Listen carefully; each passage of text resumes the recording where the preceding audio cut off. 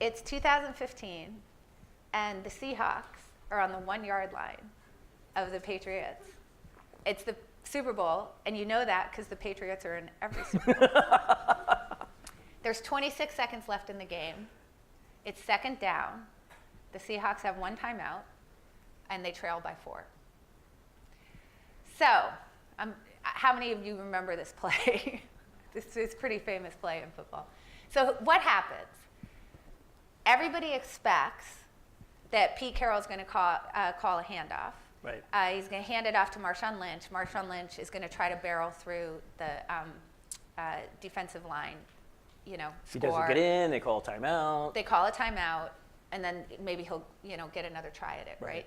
But Pete Carroll doesn't do that. He actually calls it pass play, and Russell Wilson passes the ball, and Malcolm Butler intercepts it in the end zone, and it's a very sad day.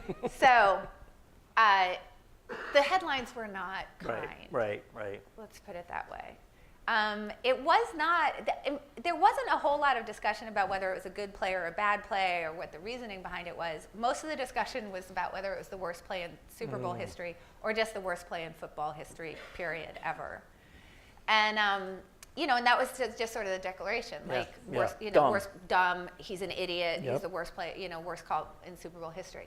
Now, there were a couple of outlying voices. For example, Benjamin Morris from 538, there was also a writer from Slate, who said, no, actually, this actually wasn't such a bad play. So I'll just very quickly, I'll tell you why it wasn't so bad. So they only had 1 timeout left. It's 26 seconds, and it's second down. So the only way if Marshawn Lynch fails to get into the end zone, on a running play, the only way to stop the clock is to burn the 1 timeout that they have. And enough time will have run off the clock that they'll only have 1 more play to run. So if you call the running play, you're committing yourself to 2 tries at the end zone.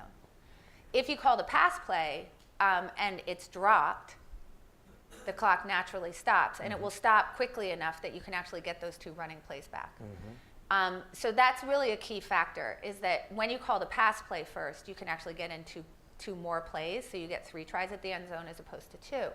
Now, the question is, what are you giving up for that, right? Because that's really what obviously, if the chances of an interception there are 50%, like you wouldn't give that up in order to gain the extra chance at the end zone. But actually, that season, in that situation, no ball had been intercepted. But historically, over the last 15 years in football, the interception rate had been between 1% and 2%.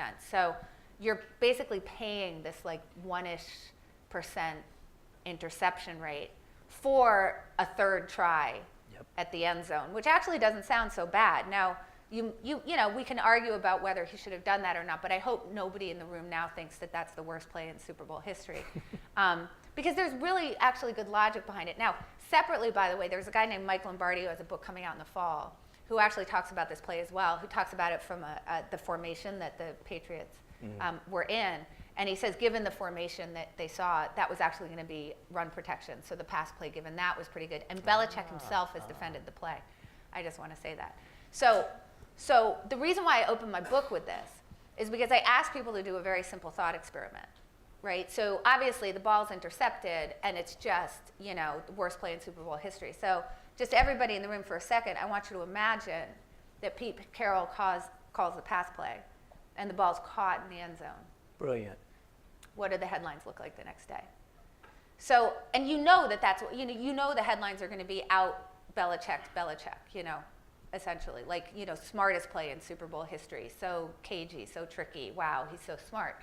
So there's a problem, because the quality of the decision should not be ruled by the quality of its outcome. Those 2 things are independent. But we know that the pundits in this particular case didn't. Now, the interesting thing is we don't need to run the thought experiment anymore because of the Philly special. So obviously, the Eagles, by the way, I'm from Philadelphia. No cars were overturned at my house. But at any rate, so, obviously, Doug Peterson did something equally creative when they were, again, it's 4th down. and they're on the 1 yard line, and they're up by 3. So you think, oh, okay, they're just going to kick the field goal and go up by 6 to end the half. Right. And he calls the Philly special, and all of a sudden Nick Foles is in the end zone and catches the ball. Right. Now, everybody called him brilliant there, and they actually said he outcoached Belichick. But you can imagine if the same thing had happened and had been intercepted, and then Philadelphia had gone on to lose the game, that he probably would have gotten the Pete Carroll treatment. So this is the problem, this thing that happened, where the quality of the outcome is clearly determining how people are viewing the quality of the decision, and they're not viewing those things as relatively independent, is called resulting in poker. In cognitive science, we call it outcome bias. But and it's this saying, the result is how we determine. It's a shortcut to get to decision quality, and it's a humongous problem. It's going to be really hard for you to learn if you're a resulter. If you're just looking at, when things go poorly for people, they're bad decision makers, and when things go well, it's a terrible thing to do as a leader, as a manager. You're going to crush innovation if you result with your employees. And the thing I want to say that's interesting is that Pete Carroll understood this, because he was actually interviewed on the Today Show, and they said, someone was trying to get him to say, like, don't you regret that call? Right. And he said, well, I will agree that it was the worst result of a call in Super Bowl history. Right. So what happened 3 weeks ago? Oh, so I tell this story, and I said, I walked through the Benjamin Morris analysis, and then I also included like Mike Lombardi's analysis, and I included Bill Belichick's analysis, right? So I said, look, obviously I'm not a football coach, but if Bill Belichick is defending the play, I'm assuming it was probably a good play. So right afterwards, someone came up to talk to me after the talk, and they were arguing with me that I was completely wrong about this. And then I said, well, but don't you think Belichick is wrong too? And then I was like, well, I just sort of want, and they said, we're done. Whoa. We're done. And they just walked away. And I was like, okay, that's not really the point of my talk, but all right. They need to read your book. We're done. Well, I just given a talk on my book, so apparently it was a bad talk. Well, you can't get to everybody, right? He's that 1%. He was But I felt like that. I mean, there was lots of reasons why that was a great way to start the book. I've told you that I repeated it, but I thought it tied in poker so nicely because I'm an amateur at the worst level poker player, but I've done it all the time, right? The odds are way in your favor to win that hand, and then the last card, river comes up and you lose. That you didn't do anything wrong, and if you played that hand exactly the same way again, you would be right to do it. But in business, I don't know how many board meetings I've been at where we exactly result. We exactly look at, I knew we should have never hired that person or never opened up that job record. We should have never opened that office. It's like, no, that was still a good reason. It just didn't work out because of these other factors. So here's the thing. Resulting is a pretty reasonable thing to do if you're playing chess. So if we take uncertainty out of the equation, right? So chess doesn't have a whole lot of luck. There's a little bit, but not very much. And it also doesn't have this other element, which is hidden information.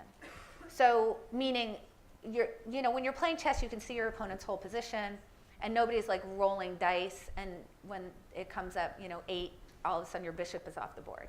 So what that means is that if I say to you, tell me a really bad decision you made playing chess this year, going back and looking at a game that you lost in some spectacular fashion is actually very reasonable. Yep. Looking at when the ball was intercepted is really reasonable, because that bad result is not likely to be the outcome of luck, because there isn't much in the game, or because there was information that you just didn't know about. Right. It's probably because you made some terrible decisions in the game. So it's a relatively reasonable strategy. Are you going to necessarily find the worst decision that you made? Maybe not, but you're going to find some really bad ones. In poker, that's a really unreasonable strategy, because I can lose when I played perfectly well, and I can win when I played disastrously, because there's luck involved, and also there's this hidden information element. And that is much more akin to what life decisions look like. Right. I can run a red light and get through fine. Right. I have done it. Right. I admit it. Right. Does it make it a good decision? I hope not. I wasn't thinking when I did that safely, let me repeat that one. Right. I was like, oh my gosh, I ran a red light. I'm so happy I made it through safely. Right. And I can also run a green light and get in an accident, by the way.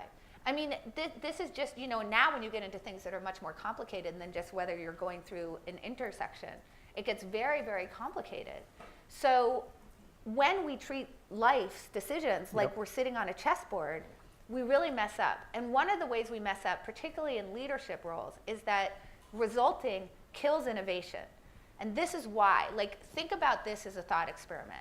You're going somewhere with a friend, and you go the usual route. You're like going to somebody's house for dinner or a party, or you're trying to get to the movies or whatever it is, and you go the usual route that you go, and there happens to be a whole lot of traffic, or there's an accident or something. Nobody's yelling at each other for that. It's just like, bad luck. There was traffic. But what if we're going together and I say, you know what, John, I know a new route to go. I learned about a new route. Let's go this route. Yep. And we go, I'm doing some innovation here. And I say, let's try this new way to do it. And the same thing happens. There's a ton of traffic. Now you're cursing me. Right. You're like, why did you take this new route? But notice in both cases, it was just this kind of like, okay, well, there was unexpected traffic. What are we going to do? But it's when you do the expected thing, when you hand the ball off to Marshawn Lynch, nobody's saying anything. If he had handed that ball off to Marshawn Lynch twice and Marshawn Lynch happened not to get into the game, nobody would have said anything about it. They would have said, he coached a good game and it didn't work out in the end, and what are you going to do? Yep. It was only because he chose something innovative that was unexpected that he got that horrible treatment. That's the problem with resulting, is it makes people stick with the status quo. Because if you stay with the status quo, you don't get yelled at. You don't get blamed for the decision. You don't get told that you're a horrible decision maker. Right, right. Well, and one of the things you say, I think, and correct me if I misquote you on any of this stuff, is one way to counter that is ask yourself, would I feel differently if the result was different? Right. So don't just, if you feel like you're a resulter, like try to do that where you're asking yourself, would I feel differently? Imagine, and say, well, is it the Philly special? Like, just say, like, okay, well, what if the ball had been caught? How would I have thought about that? Right. And you can think about that in any kind of role when you're evaluating other people's decisions, you know? You could say in that case, well, if we had taken the usual route, would I be so mad at Annie?